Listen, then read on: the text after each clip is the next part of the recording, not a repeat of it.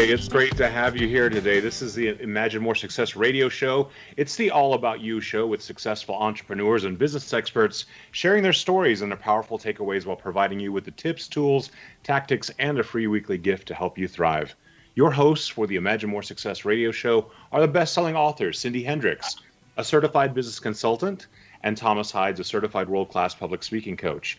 Check out the Imagine More Success radio show at imaginemoresuccess.net because now is the time to realize your dreams and to imagine more success.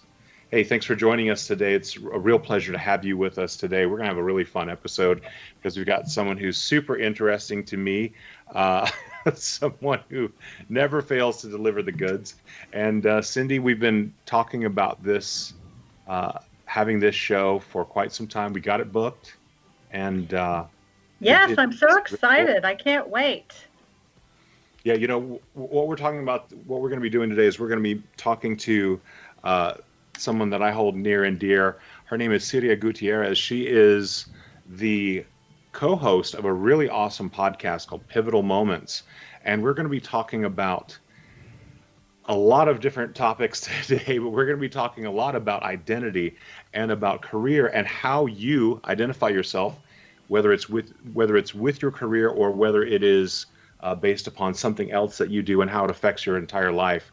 And so today we're going to be touching on a lot of different topics. A lot of times people, if you ask them, who are you or what is it about you that really stands out, the first thing they lead with is what it is they do for work or what their career is or what job it is that they hold at the time. And we're going to talk about how that impacts not just your life, but how it impacts the people around you as well. So without further ado, I want to go ahead and welcome Siria Gutierrez. Siria, welcome to the show. Thank you so much, Thomas, for having me and for the kind words. Absolutely. I want to take a moment and just kind of give you a little bit of a background about Siria. I want to tell you a few things about her. Siria Gutierrez is not just a lawyer, but she does happen to be a lawyer. And she works for Bighorn Law here in Las Vegas. And she's also an advocate for mental health awareness and wellness, for an advocate for women's rights, as well as a rising thought leader. And she also describes herself as a total nerd. But I don't know if I would go that far. I would not call her a nerd at all.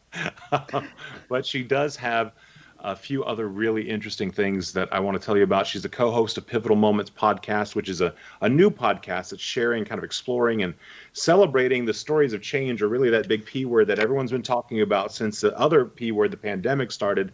Everyone's been talking about pivoting, so I love the title.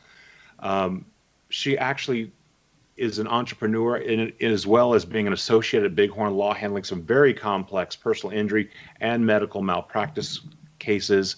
And she used to be on the dark side of what she calls the law practicing insurance defense, and pivoted to the light practicing personal injury and representing people. And along the way, she did become an advocate, like I said, for mental health and self-care professionals. We've got a lot to cover today. So Siria, let's jump right in. I want to ask you first, tell me a little bit about your childhood and how you ended up going down the path that led you here. Well, how much time do you got? Take your time. No, so you know what? I actually grew up in a pretty turbulent household, and my house first of all, we're immigrants from Central America, and my mom came over here, and she didn't have anybody. She didn't have any kind of network. She didn't speak the language. I didn't speak the language until I went into kindergarten. So Spanish is actually my first language, and it was just a very turbulent time growing up. And I thought for the longest time that I would actually be a therapist due to that turbulence. There was a lot of domestic violence, drug abuse, and things that just, I'm sure you guys have probably talked about the Adverse Childhood Experience exam, the ACE score. I score very high. I score in the 7 to 8 range on there. And so that's for people familiar with that. It's an exam that tells you, hey, you know what, you probably had a lot of trauma, and it's going to indicate you're probably going to have a lot of health problems down the line. It's not a correlation, but it is something that doctors can look at to perhaps explain some things that are going on. So I thought for the longest time, I'm going to be a therapist. I'm going to figure out what's wrong with people and go down that road. And for whatever reason, when I was a teenager, I had a conversation where my dad was asking, and we never had these conversations. We never sat around the table and asked, how was school, or uh, what do you want to do when you grow up? But for some reason, this night we did, and I mentioned that I wanted to be a psychologist, and my dad completely threw it down. He was like, "Nope, you're not going to make any money. That's like the worst decision ever." And I was young and very impressionable, and to this day, I don't know how that swayed me. But I was like, well, my dad thinks this is a bad idea, so I guess I better find something else. And that's when I started looking. And this was before the internet. So I would read the paper at the pizza place I was working at, and I was just kind of seeing what would jump out. And, it's like, this is what grown-ups do, right? They read the newspaper to get informed. So true. And yeah, so I did that, and the criminal section started popping out, and there were a lot of different things going on at the time. I grew up in California, and Polly Klaas, is murderer, was going on trial. There was the guy who slaughtered the women up in Yosemite, and he was on a spree there. So there was all these different things going on, and it just captured my attention, as it does a lot of people, right? And so I was like, I'm going to go to law school. I'm going to go put people in jail. I'm going to represent the state. And that was my path up and through law school, through the last recession. And, I didn't know any lawyers. I'd never met a lawyer. I met my first lawyer the first week of law school. And I just stumbled along the way. And that's kind of how I ended up in the law. That's really fascinating because I hear stories like that. I mean, my own personal story is kind of like that as well. It's funny. I jumped into singing opera at age 17. I don't think I'd ever heard an opera at that point, which is kind of hilarious. And so whenever I hear that, when I hear about people taking on the challenge of moving into a brand new career that no one else in their family has been close to, and especially if it's a move into what's considered a white collar, a super high end kind of career, being an attorney. Um, let's talk a little bit about how you felt when you started that process. Did you kind of feel like you were out on an island by yourself, or Uh, did you feel disadvantaged in any way? Or I think there was definitely times where it was, I'm taking one step and I hope this is the right direction. For instance, the LSAT, the law school Mhm. admissions test that everybody has to take. I took it and I got a score that, when I looked at the statistics, didn't look great. And I was like, well, I guess I can apply. And so I decided to take a year off to study some more, and I retook the test, and my score went up a little bit, but not enough to really make that huge impact. Had I had a mentor, somebody in the field who could have just told me, apply anyways, who cares? I could have shortened that window. So I ended up taking, instead of taking 1 year off between undergrad and law school, I took 2, which isn't a huge amount of time, but it was because of that lack of guidance along the way. And so having to figure out, hey, people are going to do better if you actually take a prep course. Okay, well, how expensive are prep courses? I had to, some of my early negotiation skills included asking my parents to give me their tax return to pay for that course. And they did twice. wow, that's really cool. Yeah, so I think there are definitely a lot of moments. I think the higher you go up in education, especially as a minority, the less people you see like yourself. And that was something that I picked on very early on. I went to a junior college before I transferred to UCLA. And when I was there, I entered the honors program. And that was something that I saw as well. I was like, wait, I can't be the only Hispanic person at this community college with a 3.0 or above who can be in this program. Like, that blew my mind. But the further along that I went, the more and more I see, yeah, there's just not a whole lot of people. So oftentimes it does feel like you're the only one. And so that's why I just think representation and mentoring the next generation is super important to me. Yeah, Cindy, you've done quite a bit of mentoring. I mean, tell me a little bit about. So, did you finally find that mentor, Syria? Did you find someone who kind of led you down the right path? I did early on. I found a mentor actually in my junior college. He was my counselor at the time. There was a program that was especially designed for low income students, and one of the strings that was attached was that you had to go meet with a counselor and basically get academic help, and they would orient you on the classes. And he was really the first person who took an interest in my education and was also the first person to just challenge me. And every single time I came up with something negative, he would be like, well, why not? Including that honors program that I was talking about. When he mentioned it as a way to, boost me and give me more possibilities when I wanted to transfer to some of these universities, he was like, well, why don't you do the honors program? I was like, me? You think I could do honors? And he's like, yes, you can. Why not? And that why not portion, that was huge. And I still carry that with me now because I'm probably a little bit too bold for my britches at times, and I just ask.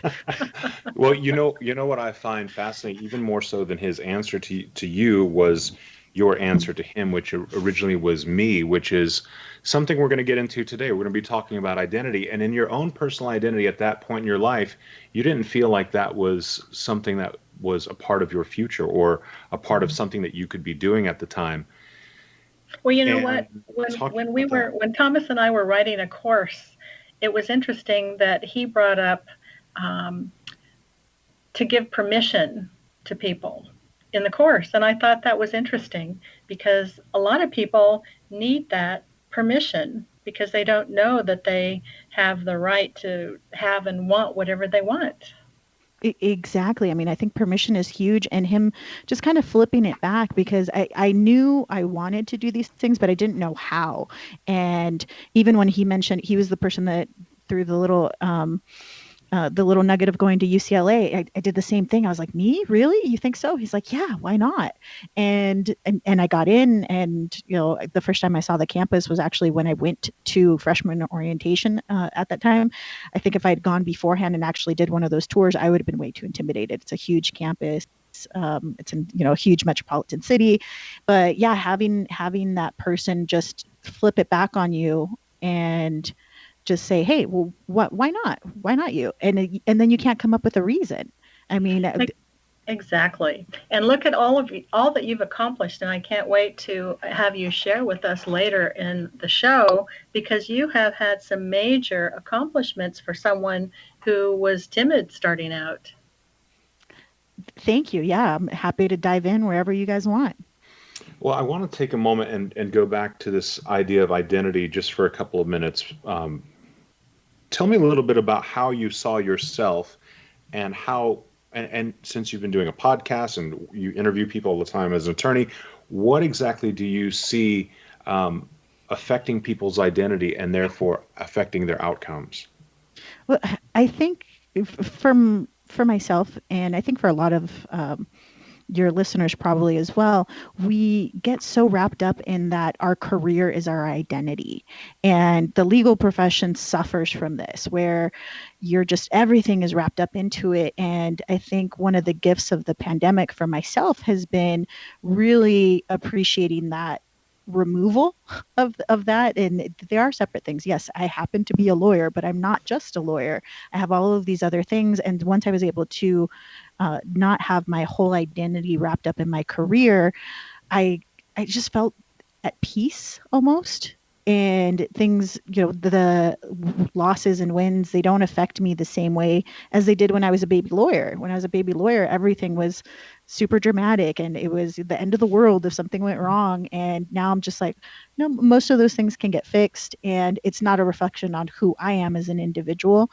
And I think that that's why I'm so passionate about mental health and trying to help the profession, because I think that um, too many people getting themselves wrapped up so much in their careers is very unhealthy. I've definitely seen a lot of negative effects on that, and it's not to say that it's a bad thing completely. Like, yeah, it can be part of your identity, but if you make it your whole world, there's so many more facets to us as people, and it really does corrupt everything else. Or Siri, that sounds beautiful. And when we come back in just a couple of minutes, we're going to touch on a few more topics, including a little bit more about mentorship, a little bit more about identity, but we are going to get into talking about her new podcast, which has some really great episodes. So do stick around. We'll be back in just a couple of minutes.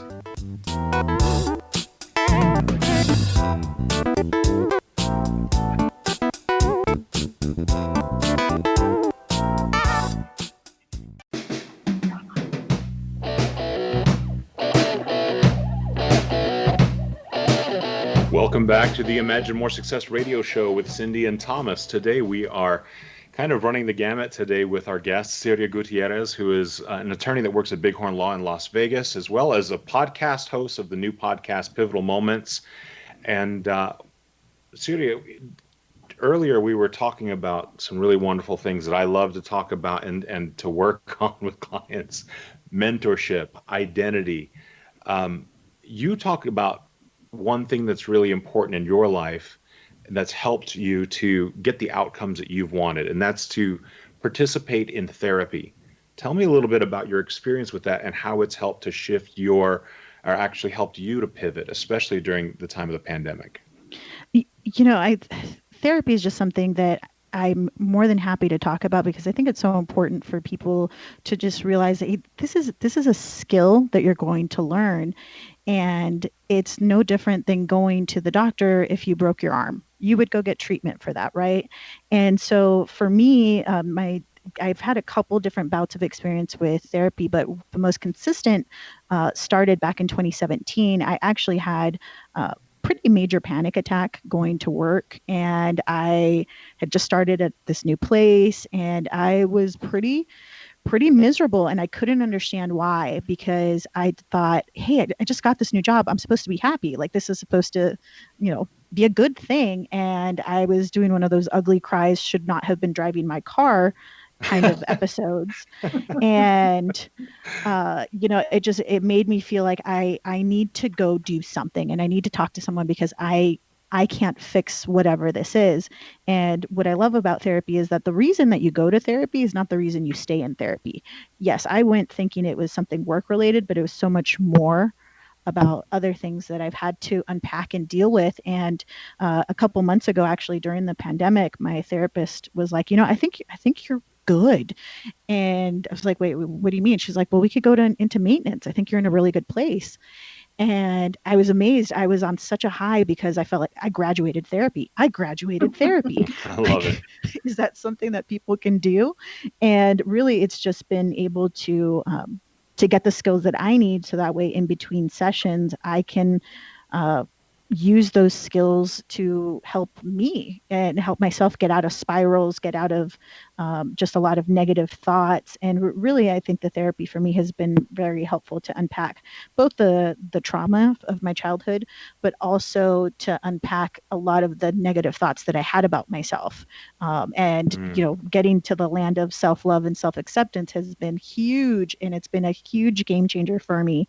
And I think it's even made this pandemic that much more bearable, because I am in a good spot. You kind of like doing the prep work for it, really. Mm-hmm.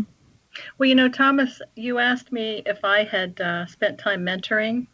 And what you just spoke about, Siria, is interesting, because I was in business management across the country for a couple decades. And I always felt in my office, when I talked to those that worked for me, I'd say, okay, come in, sit down, put your feet up on the couch, and tell me all about it, because it felt to me like I was giving a therapy session. Mm-hmm.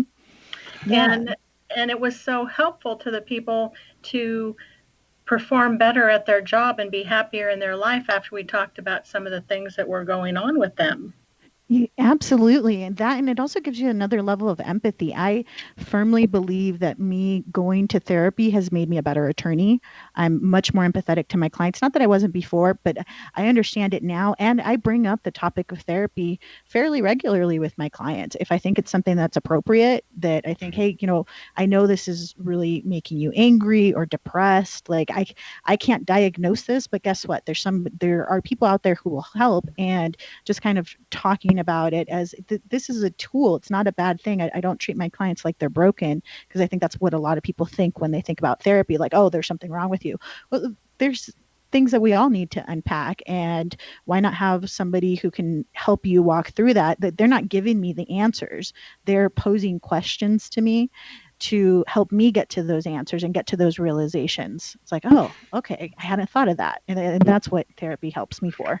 Do you think also that the socioeconomic, I guess, the ideas about therapy are kind of based on, I guess, just broadly on socioeconomic guidelines? Do you feel like it's more? I feel like people who are maybe of an older generation or maybe who are lower economic status are not necessarily as open to going to therapy, whereas I see a lot of professionals who, they talk about it openly and they're able to, like you are today, talk about it openly and are actually advocates for it. Do you find that there is that kind of disconnect with a lot of people, and that there's some sort of idea or stigma around going to therapy? Absolutely. And I'm glad you brought that up, because I know that earlier on in my career, I'd had one of my colleagues, she'd mentioned going to therapy. I was like, oh, well, that's something I'm going to do in the future. Like, I couldn't possibly afford that right now. And then this was, me as an attorney. And she was like, no, this is like, this is like a gym membership for me. Like, I need to do this. And I was like, oh, okay. And then what I was fortunate of is when I started this therapy back in 2017, there was actually a school in Nevada, here in Las Vegas, that was offering free counseling. And they had this access to the community, and they didn't care about your income levels at all. And what you were doing is you were working with a student who was coming up. And I ended up graduating with that student, basically, and now I do pay for counseling. But there are lots of different programs out there that are sliding scales, or they're reduced rate, and even with telehealth now, that picking up a lot, there is access. I think people think it's a very expensive process. It's not something that's always going to be free, but there might be opportunities depending on the situation. And so it's unfortunate that people think that it is a purely financial issue, and that only rich people could do it, because everybody can benefit by these things. And at the time, I was paying off my student loan, so I was not spending money on anything else. I was like, nope. Like, that was why I refused to go earlier. It was, when I'm paying all of my income to student loans, like, that was not an option.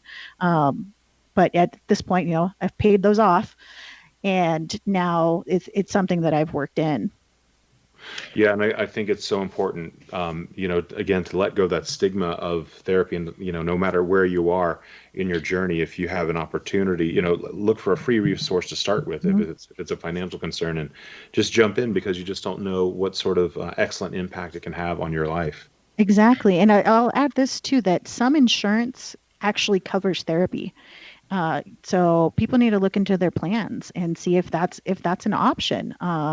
So there really are more resources out there. I think it's just a matter of people not knowing and being afraid of, oh, they're going to psychoanalyze me. They're going to tell me all these things that are wrong with me. No, if you don't like the therapist that you first meet, you can find another one. You're not committed to them. That's such a good point, because you really have to have a connection with the person that you're sharing such intimate details of your life with, so that you can feel safe in that environment. And if you don't have that synergy to and trust to work with someone, then the things that are going to be accomplished won't be anywhere near what they could be. Mm-hmm. Exactly. Yes. I want to jump into a little bit about your podcast. So it's called Pivotal Moments. I think how many episodes do you have now? You have 12 episodes that are up as of right now? We just dropped episode 11. Sweet. And yeah, so 12 is going to be next week. But yeah, we're 11 episodes in, and we've recorded more, and we've been doing a lot more interviews. And it's an interesting process. I know you guys started off as a podcast, right? Yeah. Yeah. I mean, when you first told me the name of the podcast, I just thought it was amazing. Like I said, it was very timely as well, because I think so many people are simultaneously having their own pivotal moments. And a big part of what you're doing is obviously like listening to people's stories and giving them a chance to tell their story. are you finding that a lot of the work that you've done in the past is kind of helping you to bring out these stories in your guests? I think so. Absolutely. Along with the things that I've learned in therapy, and just really listening. Like that's the main thing. And being an attorney, I'm a litigator, so I spend a lot of time asking people questions. And in this setting, they're there voluntarily, right? They don't actually have to answer my questions. Um, but having them there, just really listening. I think what are they saying? And yes, I mean we do our prep work beforehand, and we try to get to know our guests. But I really want to see what's going to come out during that conversation and being present. And I think that that's where part of it's therapy and part of it's just being mindful and being in that moment instead of thinking of, oh, here's my next question that I need to ask because I want it to be perfect. No, I stumble a lot. And, our first episode is called Words Create Worlds. And I stumbled over it saying it. And our producer was like, I'm keeping it in. And that's the name of the episode because I thought it was just great. I was like, okay. Yeah, Well, I love the name of that, and you really you had just seem a to have an easier jury with your podcast than you do in the courtroom, right? Absolutely. Everybody there is voluntarily there, and in the courtroom, I'm hoping that that'll change. I'm working on some really interesting stuff. I can't wait to get into trial, probably sometime in 2021. Unfortunately. Yeah, for sure. Yeah, everybody's on hold. Mm-hmm. It So is, but what are you doing in that hold? Yeah. We're pivoting. Mm-hmm. yeah. um, in your podcast, you have an episode where you're talking about how frustration is a catalyst for change. It's actually the name of the episode, and that particular episode really stuck out to me because I just literally seen just before you had dropped that episode, someone else had said that frustration was the only catalyst for change, or maybe the biggest catalyst for change. And is that a part of what caused you to want to begin your podcast in the very first place? It's a little bit of that, but I'd also say fear was probably holding me back for many years. In fact, I don't think you know this, Thomas, but I actually had the idea to start a podcast back in like 2018, and I bought my equipment. I had my microphone, and I had my little, Scarlet machine thing where you plug everything Yeah, in. right. And I was ready, and I was so paralyzed by fear that I literally kept it in the box up until this year. And so I had to get over that. I didn't even open it to play with it. When things come in the mail and you're like, oh, okay, I'm going to play with these new toys. Yeah, I didn't do any of that. I was like, oh, it's here now. What did I do? And what the pandemic did was just, yeah, I got frustrated with many different things in my life. And when I was reflecting, the frustration, one of the things we talk about on the podcast is it's really the iceberg. It's such a catch-all term. You really have to go deep to dig in and figure out what is that emotion that's really behind that frustration. Is it that you're sad? Is it that you're angry? Is it that you're lonely? Whatever it is, it's really going to be something else. Frustration is just easier for us to say. And so for me, it was many different things that were coming up, and this idea just kept coming up. And I was like, you got to do this. You got to do this. And I was fortunate enough, like you guys, to have a partner. And she wanted to work on her own branding. Her name's Melissa Robena. And I was like, well, what do you think? You want to do this with me? And, that's kind of where it started. It's just Yeah, more fun with a partner on the show. yeah, I think so. Absolutely, it makes it a lot easier for sure. And It you guys have does. great synergy too. I mean, were you guys friends for a very long time, or did you? Yeah, we'd met a couple of years ago at the gym. It was an interesting thing because in the mornings, in the early mornings, it was basically a bunch of professional women getting ready in the locker room. So that's where we met. It was in the locker room, and we have a group of friends that are all, accountants or in real estate, just different industries that require you to, if you want to work out, you better do it first thing in the morning. Otherwise, you're not going Gotta to go do early. it. Yeah. So she's the COO of the Center for Appreciative Inquiry, and we had this connection, and I really enjoyed it too because it got me out of only talking to lawyers. And that's one of the things I really like about the group that we're in, Thomas, with eWomen. I'm the only lawyer in the group. Besides, being a little territorial about that, I like being around other people and other professions, because otherwise lawyers, they get together and all they want to do is talk shop. And I'm like, please tell me there's more to life than cases. And when we come back, we're actually gonna we're gonna do the same thing. We're gonna talk a little shop. We're gonna talk a little bit more about some podcasting, as well as a big topic that's coming up in the next segment: self-acceptance. So when you come back in a few minutes, you'll be hearing more from us on the Imagine More Success radio show.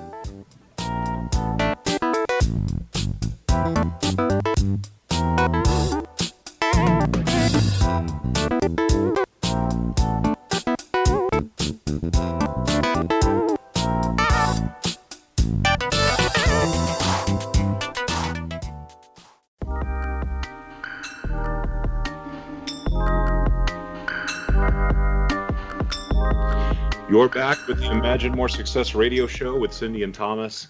Today we're still catching up with Siria Gutierrez, who is the founder and co-host of the Pivotal Moments podcast, as well as an attorney in Las Vegas with Bighorn Law.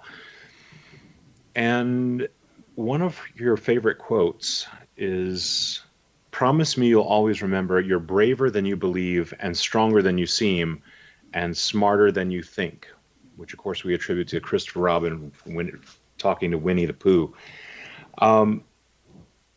That kind of leads us right into what I want to talk about in this segment, which is the idea of self-acceptance.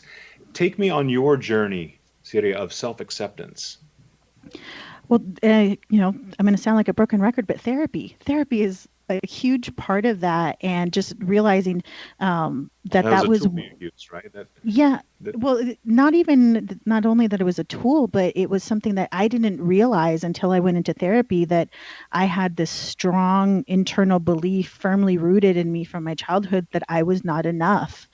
And that when I got that realization, it was like, oh my gosh, like it just hit right in the middle of my chest. And it was like this chasm opening up of like, yes, you're finally realizing it. And so when my emotional self realized that that's something I was carrying, I was like, well, I need to work on that. And once I started really just working on myself, and yeah, I am enough just the way I am. I don't need to accomplish all the things that I haven't. And that's actually one of the things that does happen with people who have a lot of trauma, is they can become overachievers, because we're seeking that next thing that's going to say, I'm good enough to be loved. I am worthy of love.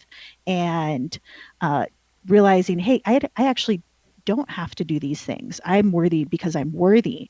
And so one of the first things that I did once I started really accepting my whole self and really integrating all of my different parts was I actually got a tattoo on my forearm. It was the first one that I got that was visible, and it says enough, period. Oh, wow. It's a full sentence.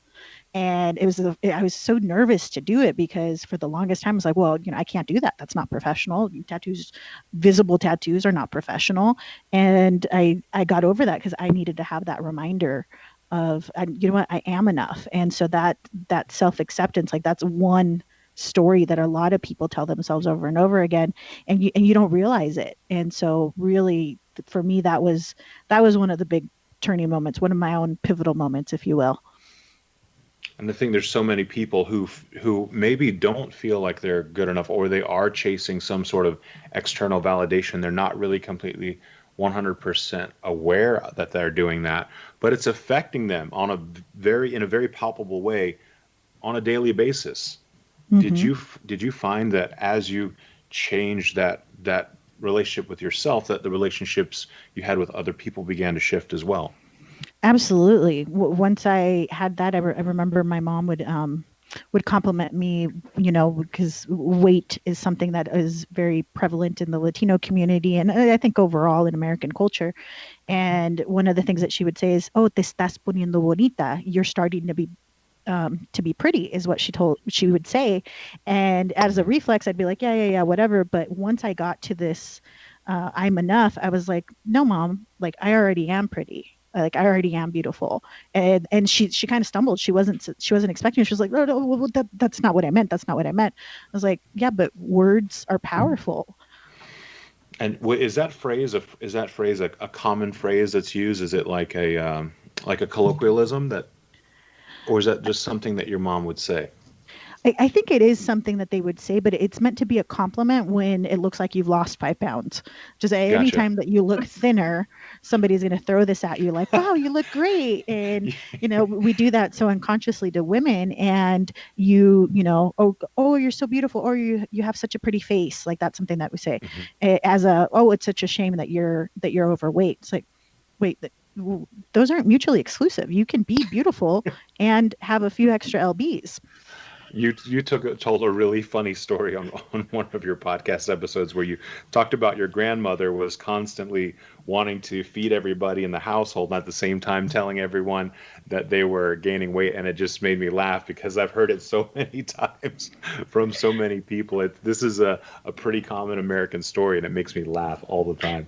Well, before we leave this, I want to share with you the other side of the coin of what your mother said.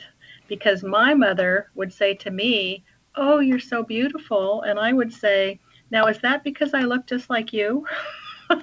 That's a good one. So I had some thoughts in another direction than what you did. So while we're talking on this subject, I want to kind of shift a little bit to the idea of the work you do as an advocate for women's rights. Tell me a little bit about where you see women's rights right now, where they've been, where they are now, and where you would like to see them go.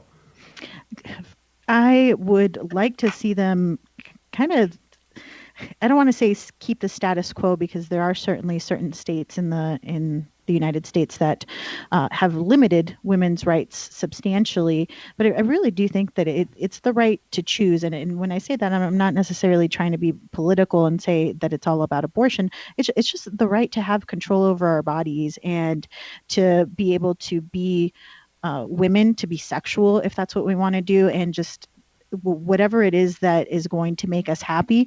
These are all normal things that we have, and there's so much out there that says no, you can't be sexual, oh, you're being too modest. Like there's so many conflicting messages. We just let women be.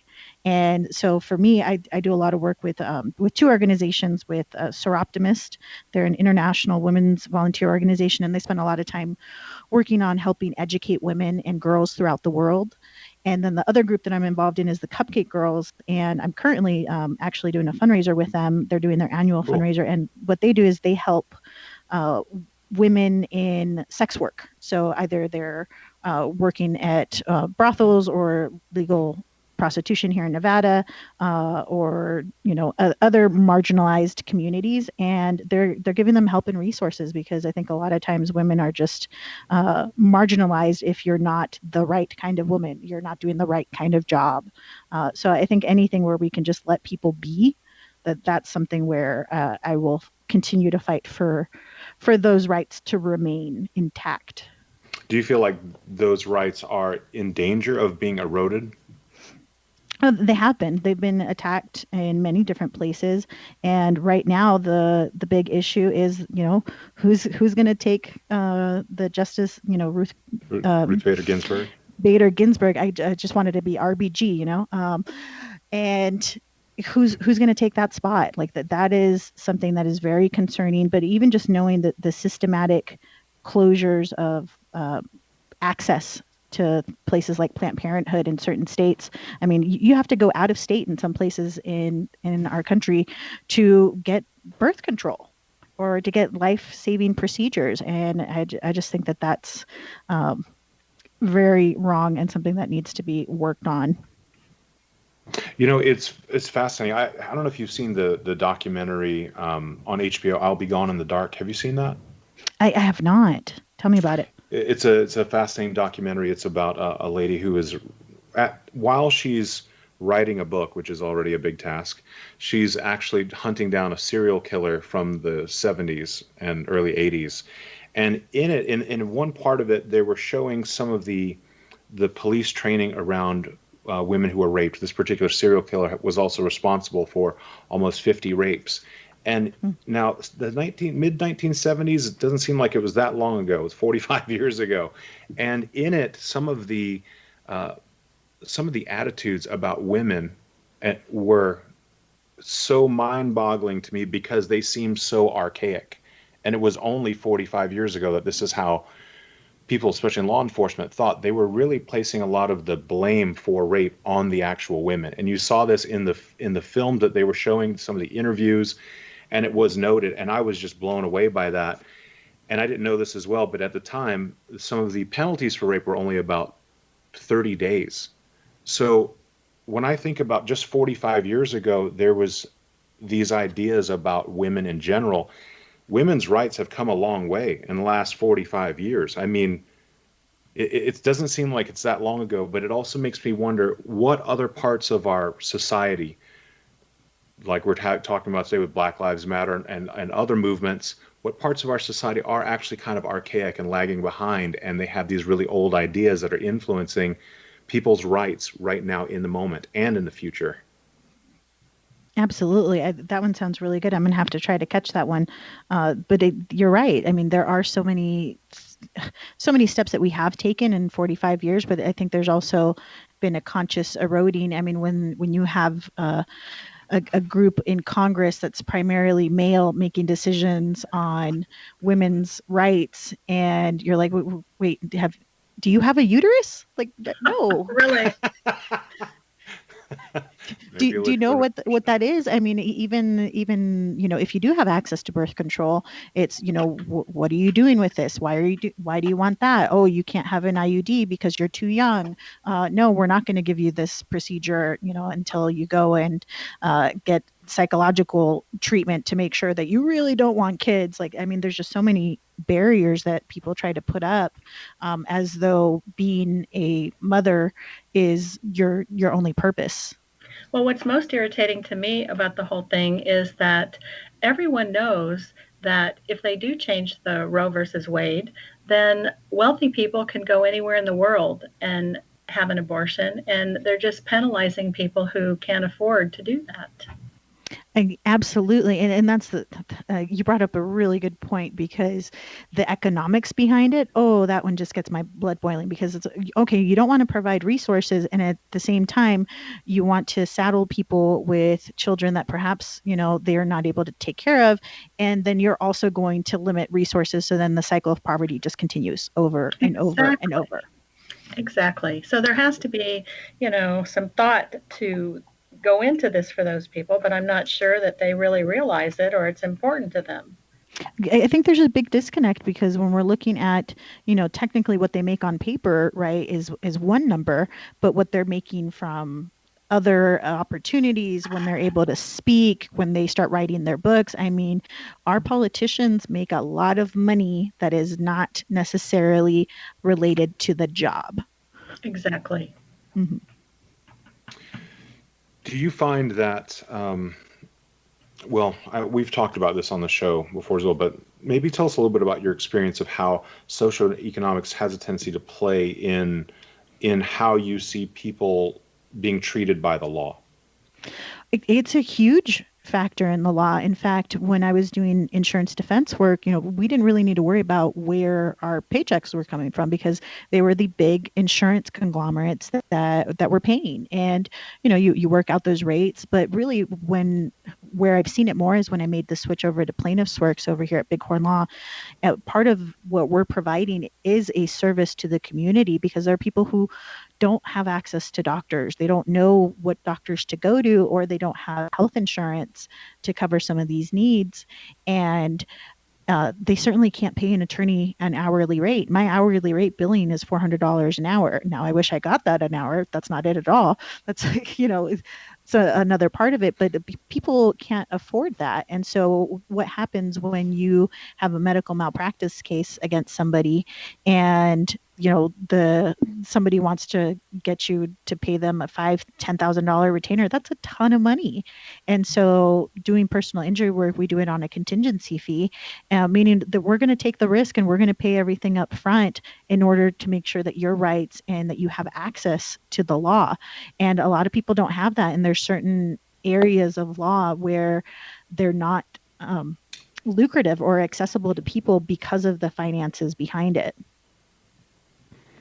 I can certainly see it. And I really want to thank you for sharing that with us today. We're going to continue the conversation in just a few minutes. We're going to come back. We're going to talk more about something else that really has affected, I think, so much of the landscape of the U.S. here and really around the world. We're going to talk more about the idea of pivoting and what it means for you as a human being and what it means for a business when we come back in just a couple of minutes on the Imagine More Success radio show.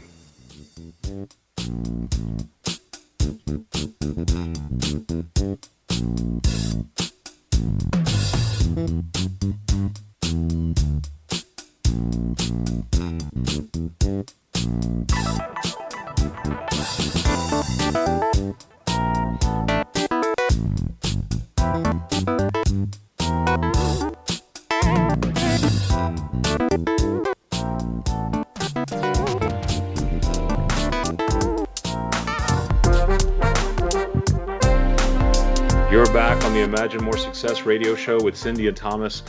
We've been having a really great discussion today. I feel like we've been all over the map, which is great. That's what I was expecting. That's what I was actually really looking forward to. We're crossing some really big topics today, haven't we, Cindy? We have, but you know what? It's so exciting to speak with a bright, intelligent, gorgeous female who has broken so many barriers and doing such a great job with her life, right? Absolutely. We're actually talking today with Siria Gutierrez, who is the co-host of the Pivotal Moments podcast. She's attorney at Bighorn Law in Las Vegas, Nevada, here in what I like to call the motherland. And we've been touching on quite a few topics today. We talked a lot about therapy. We talked about mentorship. We've talked about identity. We've talked about self-acceptance.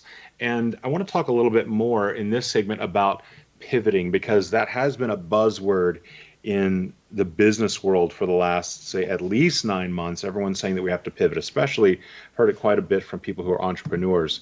The way that you did business 9 months ago has changed significantly, or maybe your market just changed, or maybe if you're lucky enough, nothing has changed in your business. But one thing has certainly changed, and that is people have changed because their experience has changed. Syria, as you've gone on this journey of listening to people's stories, what have you learned about how people are beginning to pivot? I think that people are pivoting in so many different aspects, and sometimes it's just that little nudge that they need to make a decision that, hey, they've been on the fence for a really long time, and what this pandemic has done has made the decision for them and said, nope, actually, you said you were going to leave this job. Guess what? This job is now gone. That decision has been made for you. True. And trying to find the positive in those aspects, right? But really just seeing that this is an opportunity for a lot of people to reflect on where they want to make those changes. And some people are seizing the moment and other people are still waiting because they're holding on to what used to be. We're never going to go back to that world before. I know everybody wants to go back to normal. I don't really know what that means, because we have all changed so much as a result of this, global trauma we're going through. And what's going to be new and how's it going to be in the future? I'm not really sure, but I'm excited to find out. That's such a great point, because life is change. And this is just one of those huge changes in the big scheme of things. Yeah, we talk about it in a physics aspect. There is no such thing really as stasis, right? It's a constant changing in the world, in our lives. Even if you did everything the same like you did the day before, you're one day older. You've had one more day of experience or one more day of life on Earth. Things are changing, and that's what I think is kind of funny, is that people, and I'm one of those people as well. Just felt like my life was kind of on train tracks, and it was just going in a direction, and that 2020 was actually going to be predictable. And I guess that's one thing I forgot, is that life isn't always predictable, or maybe it's never predictable. Yeah, no, I think you're right with that. I mean, my co-host Melissa introduced me to this quote, which is, change is inevitable, but growth is optional. And it's I love by that. John Maxwell, and it's absolutely right. It's like, yeah, we are all going to go through changes. We're all going to go through, just the regular life cycle, right? Changes of aging, going through puberty, young adulthood, all of those things. But learning and growing that's going to be an option, and it's up to people whether or not they want to take it. I can say I personally have had a lot of growth during this pandemic, um, but it's because I've had to do the work on it and make sure that um, that I'm no longer holding on to stories or things that aren't mine to hold on to, and letting things go. And that's a big job to do. So Let's congrats on yeah, that. let's talk about Thank you. that. What exactly do you mean by holding on to your stories? Explain that a little more in depth. I think that there's one thing to talk about my trauma, and it's another thing to be that. Like that's something that happened to me, and I think now, being older, I'm actually having a birthday in a couple weeks. I'm like, okay, so that is looming, and just knowing, hey, that just because that's what happened to me, that doesn't mean that I need to still be so affected by it. There's a way for me to move forward and know, hey, this is something that impacted who I am and is certainly part of it, but it's not the whole story. I'm not just those things. And so that's why, I go back to, I'm not just a lawyer.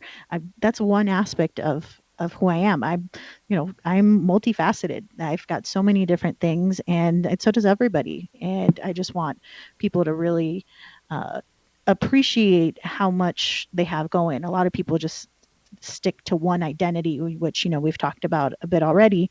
And what happens when something challenges that identity? What happens when your child doesn't want to live with you anymore and your whole identity is being a parent?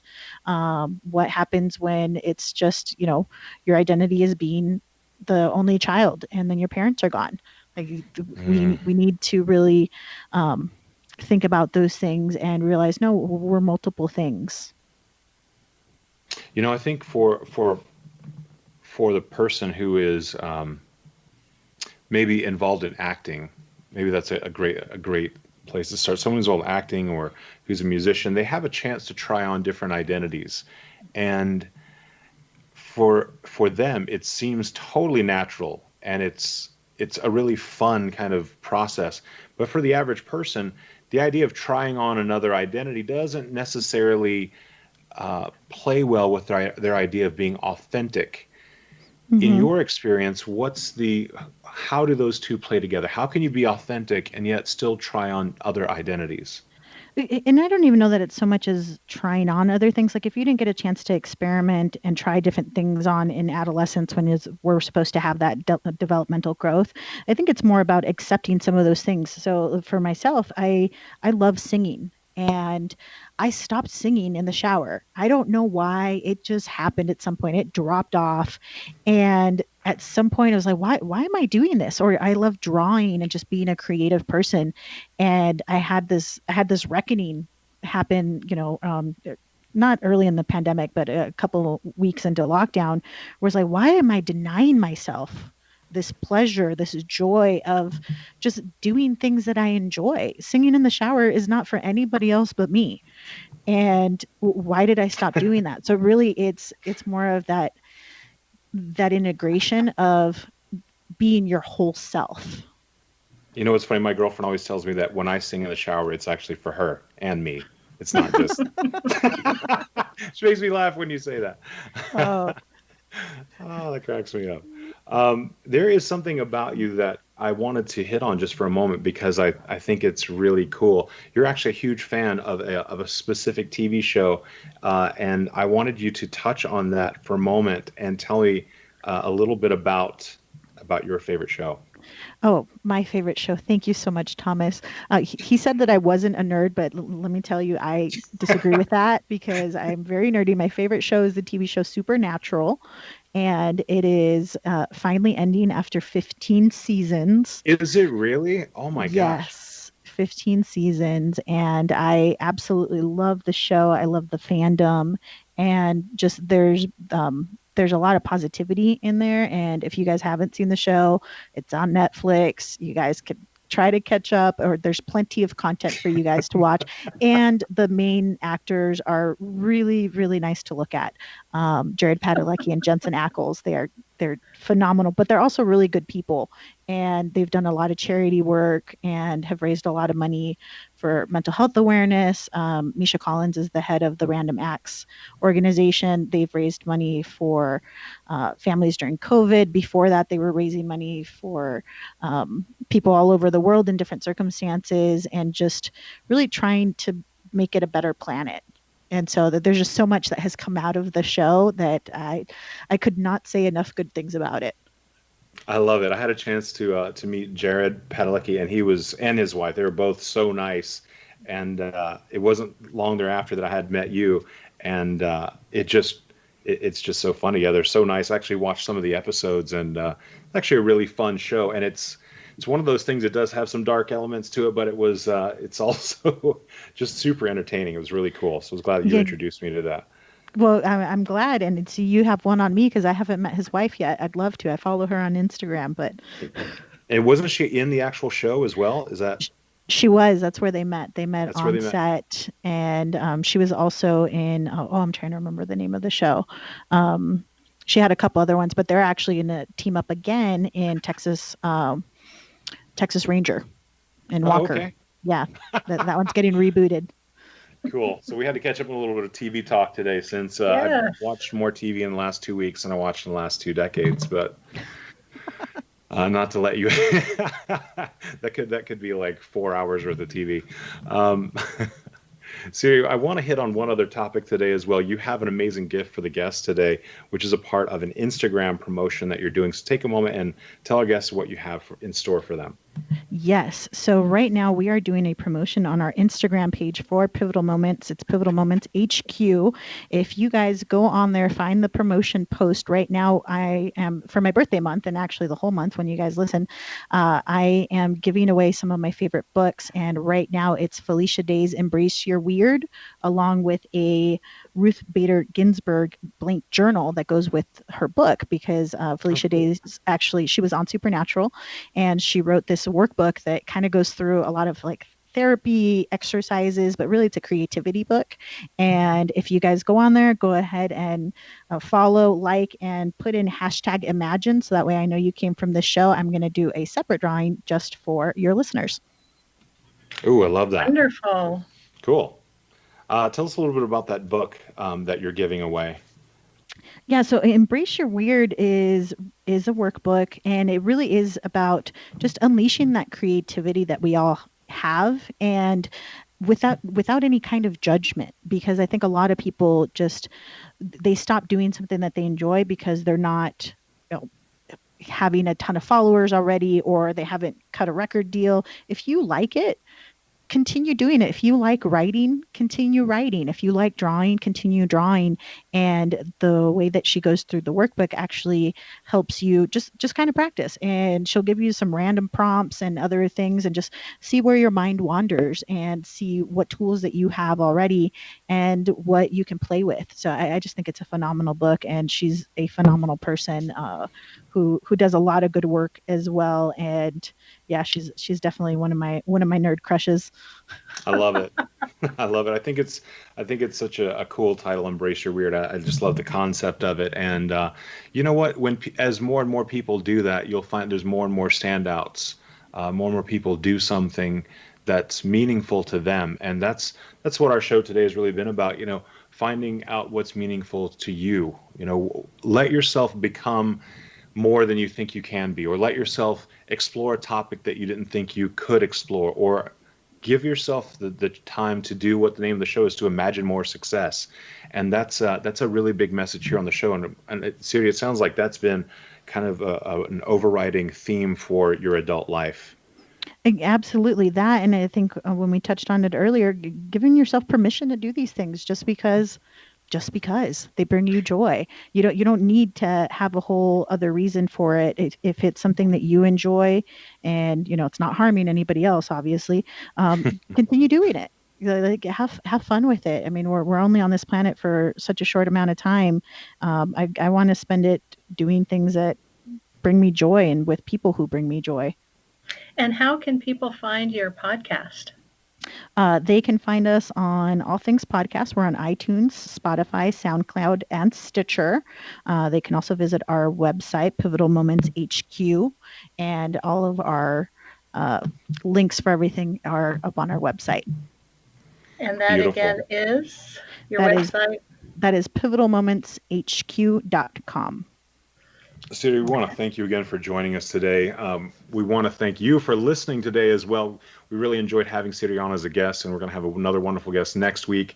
We want to invite you to take a look at some of our past episodes where there's free gifts for you in every single episode at imaginemoresuccess.net. And if you'd like to take a moment and visit findhiddenmoney.com, you can also learn how you can begin to integrate your new thoughts and your new ideas into ways to make more money in this very challenging economic time that we're in. And as always, we want to remind you to realize your dreams and to imagine more success.